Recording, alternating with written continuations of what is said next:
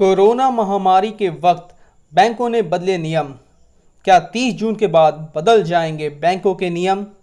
क्या होंगे नए नियम? जानने के लिए बने रहिए पीएनएस न्यूज़ के साथ और चैनल को सब्सक्राइब कर ले और फेसबुक, इंस्टाग्राम, टेलीग्राम पर ज्वाइन कर ले। नमस्कार दोस्तों, मैं ऋषभ सिंह और आप देख रहे हैं पीएनएस न्यूज़। आपके बैंक अकाउंट से जुड़े कुछ नियम 30 जून के बाद बदल जाएंगे। दरअसल मार्च के अंतिम सप्ताह में पहली बार देश भर में लॉकडाउन के ऐलान के बाद वित्त मंत्री निर्मला सीतारमण ने करोड़ों बैंक अकाउंट होल्डर्स के लिए एक खास ऐलान किया था। वित्त मंत्री ने बताया था कि किसी भी बैंक सेविंग अकाउंट में 3 महीनों के लिए औसत न्यूनतम बैलेंस एवरेज मिनिमम बैलेंस रखने की अनिवार्यता नहीं होगी। यह अप्रैल, मई और जून के लिए लागू हुआ था। अभी तक वित्त मंत्रालय या किसी भी बैंक की तरफ से इस बारे में स्पष्टता नहीं मिली है कि इस छूट को आगे भी बढ़ाया जाएगा या नहीं। सरकार के इस फैसले का मतलब था कि अगर इन 3 महीनों के दौरान किसी बैंक अकाउंट में औसत न्यूनतम बैलेंस नहीं रहता है तो बैंक इस पर पेनल्टी नहीं वसूल सकेगी। हर बैंक अपने हिसाब से न्यूनतम बैलेंस तय करता है। इन न्यूनतम रकम को हर महीने अकाउंट में मेंटेन करना पड़ता है। ऐसा नहीं करने पर बैंक ग्राहकों से पेनल्टी वसूलता है। लेकिन अब तक इस छूट को जून से आगे बढ़ाने के बारे में कोई जानकारी सामने नहीं आई है।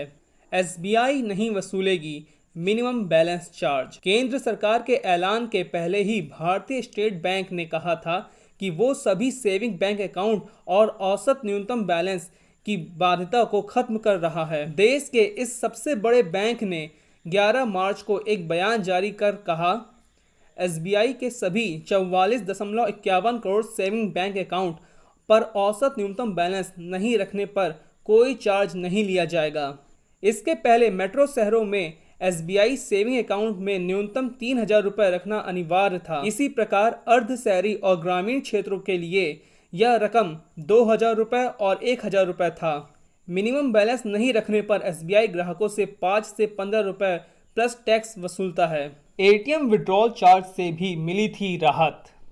औसत न्यूनतम बैलेंस के साथ ही केंद्र सरकार ने एटीएम के कैश विड्रॉल पर लगने वाले चार्ज से भी राहत दी थी। वित्त मंत्री ने कहा कि डेबिट कार्ड होल्डर्स 3 महीनों के लिए किसी भी बैंक के एटीएम से कैश विड्रॉल कर सकते हैं।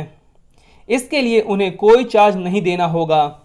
इस दौरान वित्त राज्य मंत्री अनुराग सिंह ठाकुर ने बताया था कि यह फैसला इसलिए लिया गया है ताकि कैश निकालने के लिए कम से कम संख्या में लोग बैंक शाखाओं में जाएं। प्राइवेट सेक्टर के 2 बड़े बैंकों की बात करें तो एचडीएफसी बैंक और आईसीआईसीआई बैंक मिनिमम बैलेंस अनिवार्य रखते हैं। ऐसा नहीं करने पर ग्राहकों से एक तय चार्ज वसूला जाता है।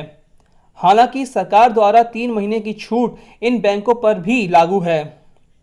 आइए जानते हैं इन दोनों बैंकों में मिनिमम बैलेंस की अनिवार्यता के क्या नियम हैं।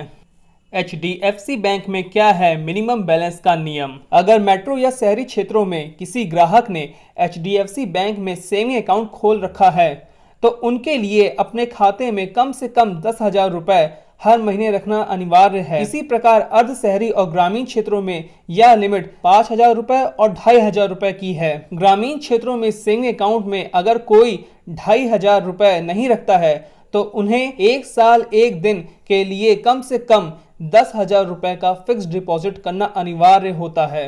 आईसीआईसीआई बैंक में क्या नियम हैं? मेट्रो या शहरी क्षेत्रों में आईसीआईसीआई बैंक में सेविंग अकाउंट के लिए यह अनिवार्यता 10,000 रुपये की है। अर्ध शहरी क्षेत्रों में यह 5,000 रुपये और ग्रामीण क्षेत्रों के लिए 2,000 रुपये है। कुछ ग्रामीण इलाकों में मिनिमम बैलेंस की लिमिट 1,000 रुपये की है। मिनिमम बैलेंस नहीं मेंटेन करने पर आईसीआईसीआई बैंक मेट्रो, शहरी और अर्ध शहरी इलाकों में ग्राहकों से 100 रुपये और जितनी रकम कम है उसका 5% चार्ज के तौर पर वसूलता है। चैनल को सब्सक्राइब करना और फेसबुक पर फॉलो करना ना भूलें। पीएनएस न्यूज़ की report. Click on subscribe and then click on the bell button for more updates.